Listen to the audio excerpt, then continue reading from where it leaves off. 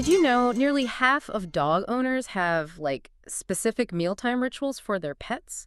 We're talking whining, jumping, even going as far as plating food like it's some kind of gourmet dish. Yeah, it sounds, well, maybe a bit quirky on the surface, but it really speaks volumes about the profound emotional connection we have with our animals. Right.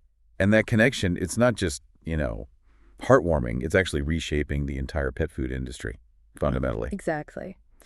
So, welcome to the deep dive. Today, we're really zeroing in on that emotional logic behind, effective pet food marketing. We're looking beyond just the basic nutritional facts, trying to understand that deep bond between pet parents and their, beloved companion. And if you're listening, maybe you're a pet food brand manager, understanding these emotional drivers, and we've got the data to back it up. It's not just a nice to have anymore. It's really a must have. Yeah. Crucial for successful marketing, for impactful product development, and for building those lasting customer relationships. Good effort. So we're going to dive into the key data trends today and try to translate them into, actionable strategies for your brand. Okay, great. Let's start by diving into some really compelling data. There was a recent Talker Research survey done for Just Food for Dogs, and it revealed that a pretty significant 44% of dog owners in the U.S. report their dogs have very specific mealtime rituals. What's fascinating about that 44%, it isn't just the number itself, right? It's what it signifies. Yeah. It kind of suggests this deep human need to, I suppose, ritualize caregiving for their companions, almost mirroring how we nurture human family members. This emotional investment, that's the fertile ground for effective pet food marketing, I think. Absolutely. And this survey, it gave some really insightful examples of these rituals. Apparently, 21% of owners say their dogs whine or bark, waiting for food. Another 21% jump up and down. And incredibly, another 21% seem to, dance. Dance. Yep. Yeah. We also saw 19% wiggle their backsides with excitement. It gets pretty elaborate, too. Right. 16% of owners plate their dogs' meals like they're serving a gourmet dish. Wow. 15% warm the food beforehand, and 14% even make it a shared thing by eating their own meals at the same time. Right. Sometimes even using specific utensils just for the pet. That was 12%. These more involved rituals really underscore that pet-parent mindset that's just become so prevalent, hasn't it? The traditional lines between how we care for human family and our pets, they're definitely blurring, driven by this deep emotional bond. And it's not just about the dog's behaviors either. The owners are, highly involved. We found 48% use a specific bowl or a designated feeding spot. 38% regularly add extra ingredients. Oh, fresh toppers and things. Exactly, yeah. 30% actually hand-mix their dog's meals. Yeah. And 22% have special phrases they use before feeding. Yeah. Plus, a significant 20% give their dogs pre-meal treats. See, this level of active participation from the owners, it really presents a clear opportunity for brands, doesn't it?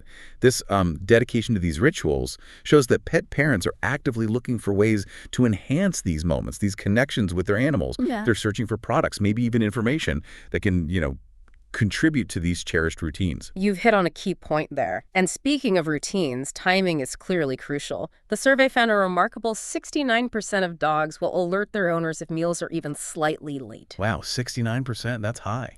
It is. And the most common signals, staring intently, 39%, closely following their owners around, that's 34%, vocalizing with whines, 33%, pawing at their owners, 26%, and even pacing anxiously, 24%. That immediacy, it really highlights just how ingrained these routines are in the daily lives of both pets and owners. It also suggests, I think, a significant level of expectation, maybe anticipation, around mealtime. Savvy brands can definitely tap into that by consistently delivering on quality and reliability. Right. Now let's broaden our view a bit beyond just mealtime. A TrustedHousesitters survey, this one polled 5,000 U.S. pet owners. It really illuminates the profound impact pets have on owners' overall lifestyles.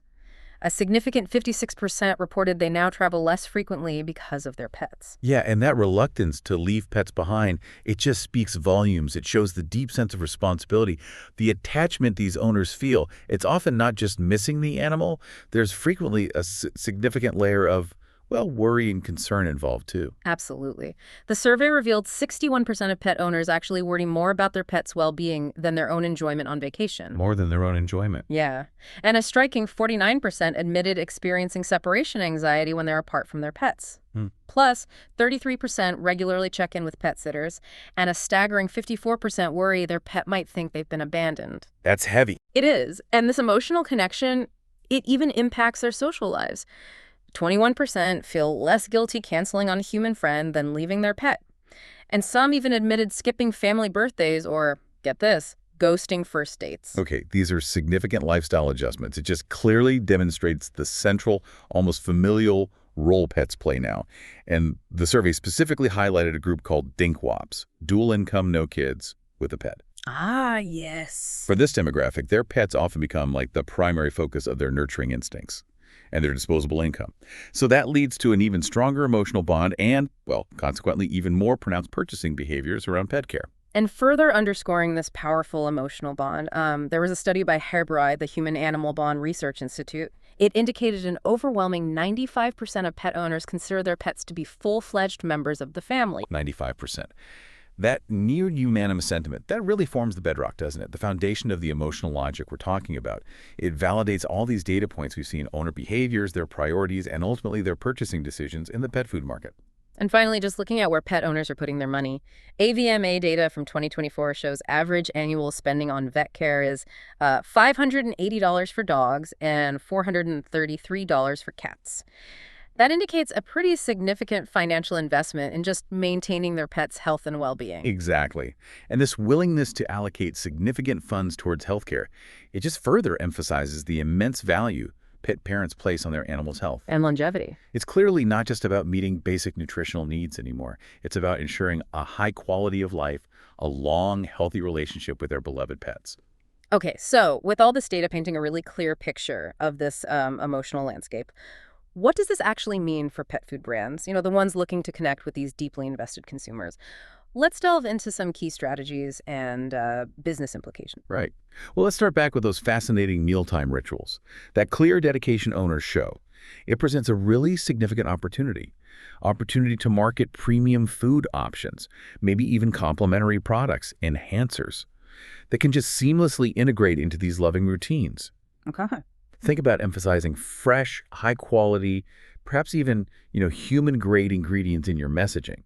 This taps directly into that strong feeding them like family mentality we've been discussing. That makes perfect sense. So how can brands leverage the data we saw around the lifestyle impact, that reluctance to leave pets? Well, if you connect that strong emotional investment with the fact that 84% of dog owners, the Talker Research Survey mentioned, this would consider changing food to potentially increase longevity. Right, 84%. Yeah, that really underscores the importance of clearly communicating the health benefits of your products.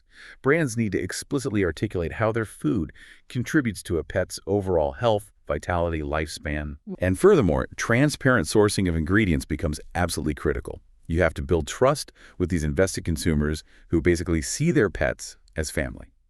The whole pet-parent psychology seems to be a really recurring theme here. How can brands effectively tap into that? Precisely. Your marketing should consciously emphasize this concept of anthropomorphism. The human tendency to attribute human characteristics, emotions to animals. So when you highlight human grade or other premium ingredients, premium production standards, it directly resonates. It clicks with pet parents who are projecting their own values, their expectations onto their animals. They naturally want what they perceive as the best, mirroring what they choose for themselves or, their human family. So it sounds like storytelling and marketing campaigns is particularly important then. Absolutely. Brands should definitely leverage emotional storytelling. Showcase the joy, the deep connection pets bring to owners' lives. Be transparent about sourcing, about ingredient quality. Remember, the Darwin's Natural Pet Products Survey, 79% of dog owners actively read pet food labels. Right, that's a high number of reading labels. It is. So authenticity, transparency, they build genuine trust and loyalty. And finally, what about the influence of other pet owners? We know people look to each other for recommendations. That's a crucial point. Pet owners heavily rely on the opinions, the experiences of their peers. Data from Package Facts shows a significant 71% prioritize product quality when choosing pet food. 71%? Yeah, and they're increasingly turning to online reviews, social media recommendations, user-generated content to inform those decisions. So encouraging and amplifying positive customer testimonials, fostering a sense of community around your brand, that's an incredibly powerful strategy. Okay. So to really distill all this down, what would you say are the absolute key business imperatives for pet food brand managers listening today? Okay, imperative number one, Deeply understand and actively leverage that profound emotional connection pet owners share with their animals. All this data on rituals, lifestyle adjustments, the pets as family idea, it gives concrete insights into how deep this bond is. Your marketing, your product development, it must be intentionally tailored to acknowledge and directly support this prevailing pet-parent mentality. That's very clear. Okay, what's the second critical takeaway? Prioritize unwavering transparency and demonstrable quality in everything you do. The clear willingness of owners to invest more in premium products, their active research into ingredients, it unequivocally demonstrates they prioritize pet health and well-being above all else. So consistently, clearly communicate your sourcing, the nutritional benefits, your commitment to quality. And the final crucial imperative. Effectively tap into the immense power of emotional storytelling and authentic social validation. Marketing campaigns that genuinely highlight the joy, the enrichment pets bring, feature real stories from satisfied customers. Cultivate a strong sense of community around your brand. These will build significantly stronger, more lasting brand loyalty than just purely rational appeals focused only on ingredient lists or, price points. So it's abundantly clear, isn't it? Marketing pet food successfully in 2025 and beyond. It extends far beyond just listing nutritional info on a package. It's fundamentally about understanding that deeply personal why behind pet-parent behavior, the boundless love, the comforting rituals, the seamless integration of these animals into the very fabric of our daily lives. And the data we've explored today, well, it doesn't lie. By paying close and consistent attention to these powerful signals, pet food brands really do have a unique opportunity, a chance to forge deeper, more meaningful connections with their audience, and ultimately drive sustainable growth in what is clearly a dynamic and very emotionally driven market. So maybe a final thought to leave everyone with.